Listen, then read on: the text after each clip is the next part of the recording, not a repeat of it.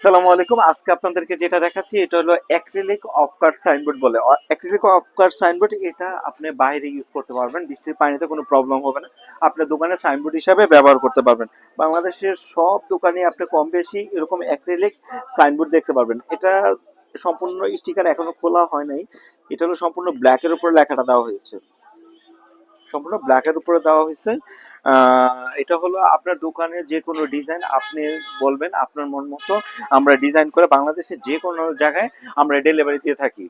আর এটার প্রাইস হলো, এটা হলো 1 ফিট বাই 4 ফিট, এটার প্রাইস হলো 5,000 টাকা। এটা মিনিমাম আপনি 5 বছর ইউজ করতে পারবেন, নিঃসন্দেহে আপনি 5 বছর ইউজ করতে পারবেন।